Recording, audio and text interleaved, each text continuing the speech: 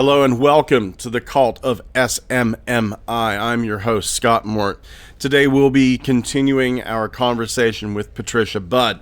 When we last left Patricia, she had been recovering from an illness and lost so much weight that the SMMI has decided to use her as a mule to smuggle money into other countries. Now, I do want to tell you, this is all covered under the vast umbrella of allegedly. I have no way of proving what Patricia says is true. I cannot verify it as false. And I'm not saying that it's either way. What I can tell you is that Patricia seems to be very honest and forthright. I can tell you that I can find no holes in her story. And I can tell you that she does seem disturbed by what happened to her when she was younger.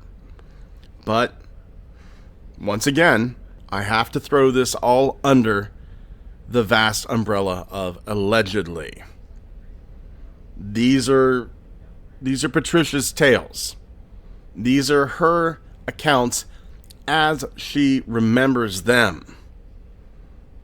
And I do welcome anyone on this podcast that can verify or refute Patricia's claims. On to this week's episode.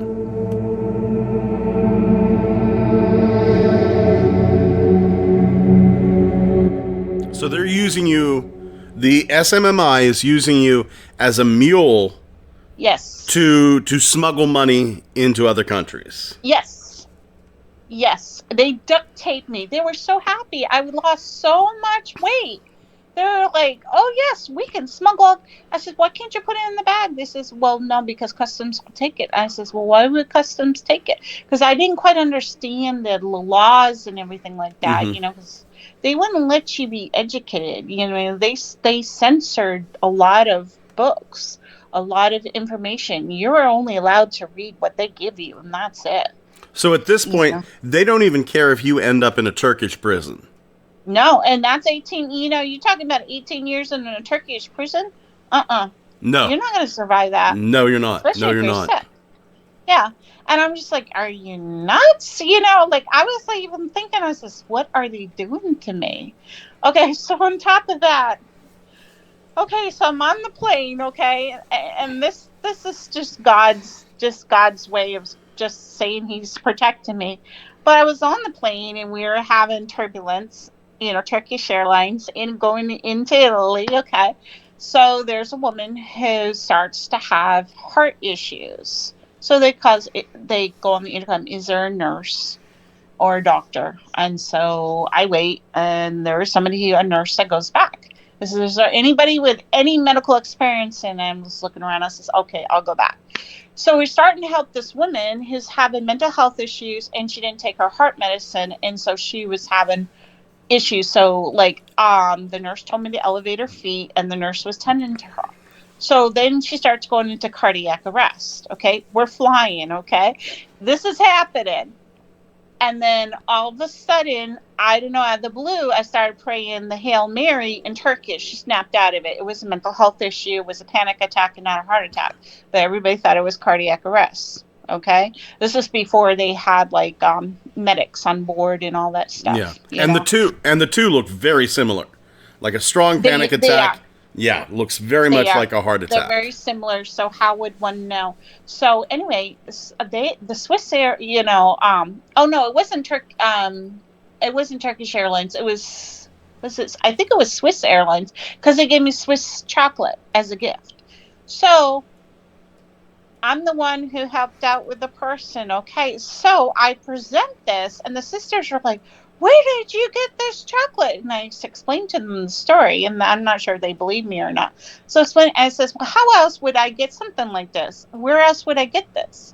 So the Mother General takes it, and then that's it, So that's what I mean. So everything that is, unless it's something that you really, really, truly, truly need, but even that can be taken away from you, and it has. It goes to the community. So So that was you didn't even get a bite of this chocolate, did you? no. My God. Yeah. I was like, what? I saved this person's life and I don't get it, like I was just like, the child in me was like fighting, Yeah. but I was just like, I had to be subdued of everything. So I was like, and this is one thing that I've learned through abuse, is that when your abuser is present, you learn to be very subdued and very like submissive and everything, because you don't want anything to go wrong. And so that was already embedded in me before I entered the institute. Well, it was well practiced through. And that's why I stayed for 7.5 years. Because most women would say, the heck with you, I'm out of here, But for me, I was just like, just kept taking it and taking it and taking it. It was like a rug where everybody could step over me. I get the feeling that everything was turned up very, very slowly, too. It Yes, was. it was like turning up the stove 100 degrees, 200, 300, and then sometimes they'll do like 350 because you're like really having a struggle, and then they'll jack it up to 400, and it's just like, okay. Also, when I was with Sister Stella, there was another sister who moved in, because Sister Virginia, who is an African American, who was actually from my diocese in Springfield, Massachusetts, she joined the order too, and she was with me, and they called her a black dog. So there was racism too. Oh, yeah. So I just want to explain to you the degrees. It just wasn't one type of abuse. It was many types, and including racism. And I'm just like, how's this possible? How is this possible? These are women of God. They're brides of Christ. How's this possible? And I kept saying, oh, it's me, it's me, it's me. But then after a certain time, you have to stop saying that, because it's not you. It's happening to a whole bunch of other people. Then the whole thing about the brothers too. Like, okay, so the brothers were quickly found, but then all of a sudden you didn't hear anything about them. So you just like, okay, was that just a phase? And then later on I found out Rome took over it and kind of dissolved that too. But I mean, that was much later on after I left. Okay, so I'm still final professed. Okay, they want to bring me home to the United States because I'm sick. They say you need to come home because you don't look well, we're afraid, and so I'm like, yeah, bring me home, I want to go home anyway. But I wouldn't tell them that I wanted to see my family or anything, because I don't want to give them any possibility where they change their mind. Oh, and they would tell you, like, one night I was like in Rome, and they're like, oh, you're going to Poland? No, we're going to send you someplace. Oh no, you're going back to Poland. And I finally said, I says, you know what? Why don't I go to sleep? And when I wake up in the morning, you tell me where I'm supposed to go. I'm packed either way, So I was just trying to be like very reasonable, but it's just like, you were disposable. It was like, I've read and seen a lot about human trafficking, and I'm not saying that this was based for sex or anything like that, but I'm saying we were workhorses. So, I don't know if you're famous with The Simpsons, but there's an episode where they go to a fraternity, Luann and Peggy Hill. Are you familiar? I mean, are you familiar with King of the Hill? I am familiar. I think it's one of the funniest shows. I think the funniest joke on all of TV, King of the Hill, whenever he can't open the can of WD-40 and he sprays it with another smaller can of WD-40. Yeah. I'm very familiar. Okay, so Luann and Peggy Hill wind up going to this fraternity, but it turns out to be a cult to make jellies and jam. And the foundress is like, whatever, whoever. And so they're deprived of meat and everything like that. And so they become so submissive. So they're following on this bus. And this is what I'm talking about, human trafficking. It doesn't have to be child trafficking or sexual trafficking. There's called work trafficking too. And I think this is what was going on. We sisters were supposed to go to Italy and remain there, or go to another country and work like dogs. Well, the order took in the money for themselves. We did not see any of the money, okay? Mm-hmm. I got a something from the courts that Northampton Nursing Home owed me money when I was still working in the States before I was a sister. Did I receive any of that money? It was like $119 a month. Uh-huh. But you took the vow of poverty. It's all good and everything. But when you are eating rotten food, when you didn't have the right clothes to keep you warm or anything like that, not the right medicine. I mean, it was just like, okay, so where's all the money going?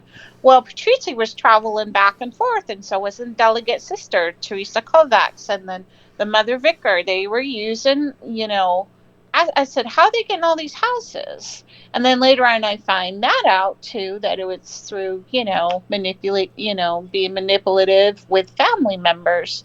And so I found out a lot of stuff through one sister, and but we got in trouble for that. I mean, I was berated, humiliated in front of 200 people. And I was coughing up blood. And I remember at that time, Sister Stella was there, and she wasn't my superior, but she was supposed to be in charge of me. The mother general put her in charge. She says, no one cares about you. And so I saw that I was disposable, that I was nothing. I was not a human being anymore. And that idea stuck with me for such a long time. Is like, and I kept saying, I don't deserve to live, I don't deserve to eat, I don't deserve to sleep. I'm not a human being, so why should I care about those things? And it really still takes a long time to get that mentality out of your head. But that's what they did with the sisters, Now, I gotta ask, did you ever see Teresa Kovacs or Mother Patrizia? Did you ever see them eat? Did they eat with you? How were they dressed? What were their lives like compared to yours? Very different. They were like kings and queens. I see. And then Mother Patrizia was allowed to have extra stuff because she had an illness like lupus or whatever, Lyme, I forgot, whatever she had. And Teresa Kovacs would, I think she would honestly try to practice somewhat what we would have, but there would always be like excuses to have an extra yogurt or something like that. I mean, it's like for us, it was like most of the time, like cereal at night, like that's not really nutritious. And then then when you were in another country, you couldn't take vitamins, and they withheld your medicine. It was just like, oh, you Americans, you're so weak. All you need is vitamins and medicine, you think, to survive. It's like, they really picked on American sisters. We were like humiliated constantly. And Sister Cinzia, this is when I was first professed, she was like saying, you're a bad sister, you should do penance and stuff like that. So it was first profess and final profess is when I got the bulk of the abuse.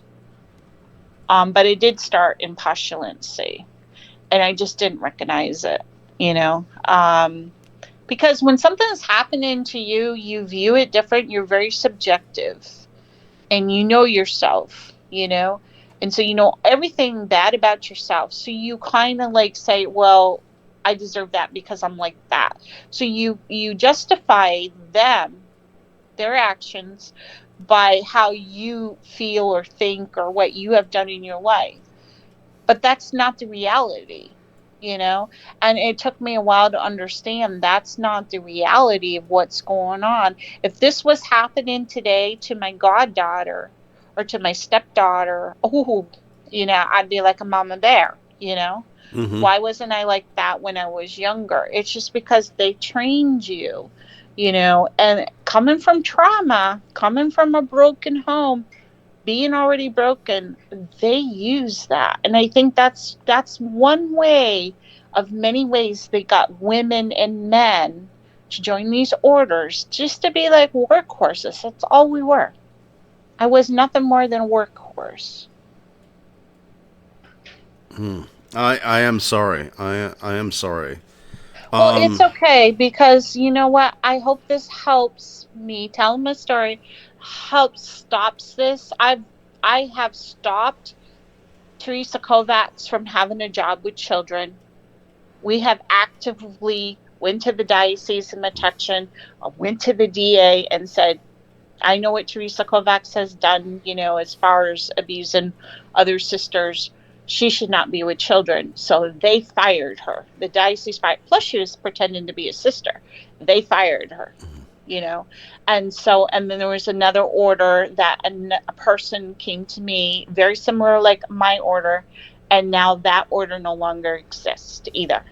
So I am very active in trying to help people to first, to get out of the abuse, to heal, and then also to prevent this from happening ever again. Because I think that what's going on in the church today is a lot of confusion. People do not understand the severity of things right now. And I just, and I also want to let people know that have suffered like that, they're not alone. There's a lot of us, and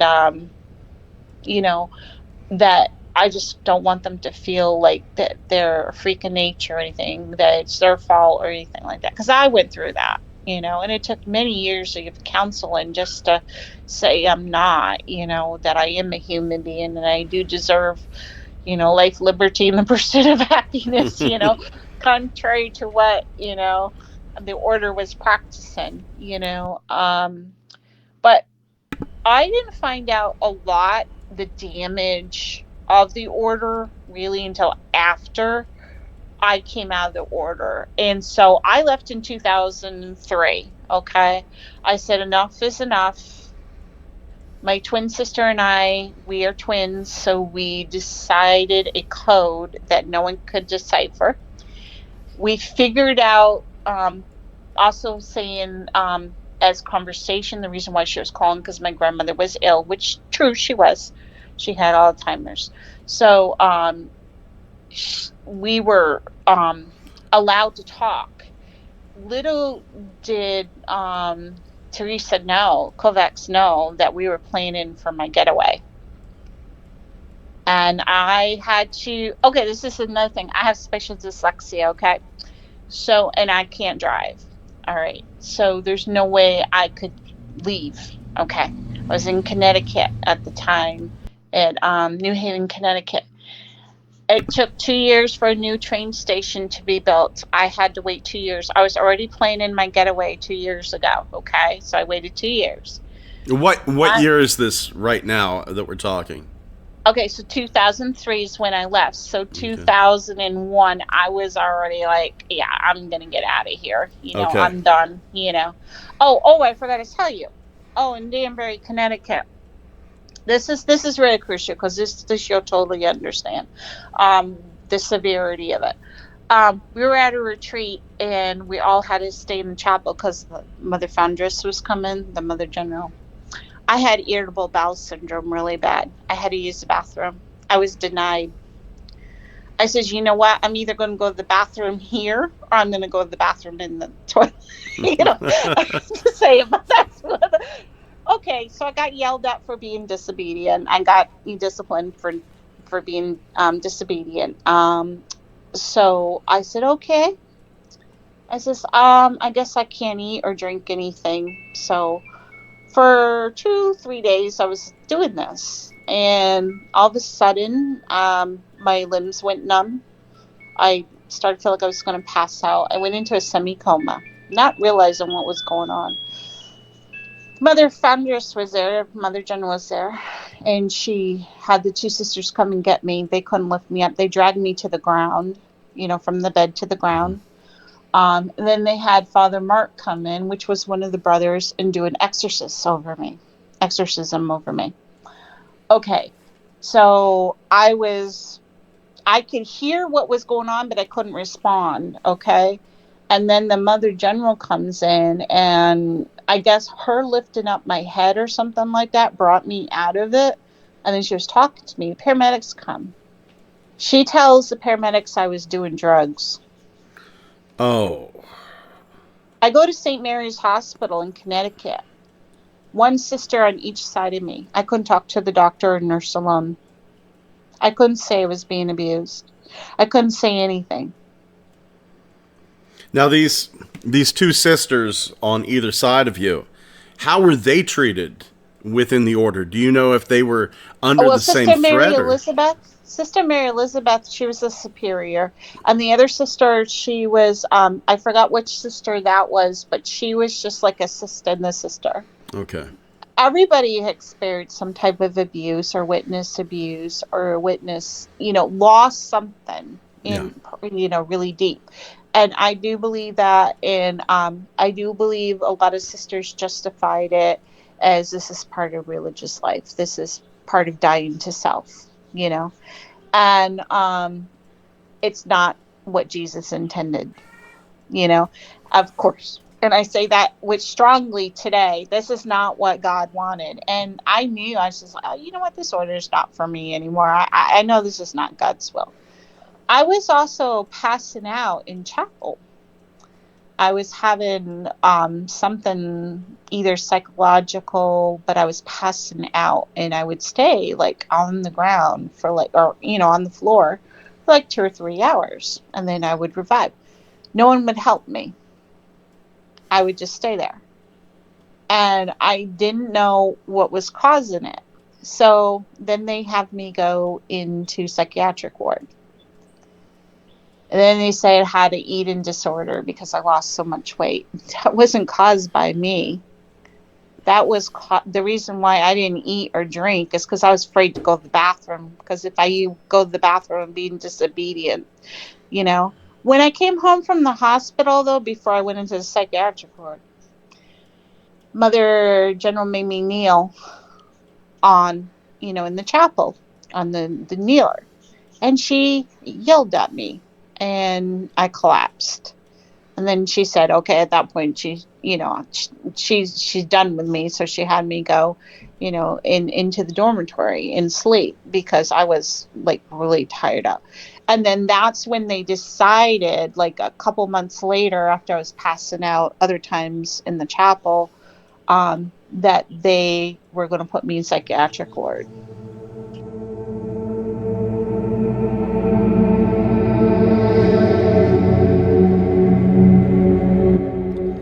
Patricia wanted me to add the following. You could never cry in confession or with the spiritual director. If you did, it was a major sin. Plus, they would turn the other sisters against you. When Patricia was back in the States, she was given a spiritual director by them. But then, Patricia's spiritual director was taken away. Patrizi called Patricia a manipulator. This was all because Patricia had told the truth to her spiritual director.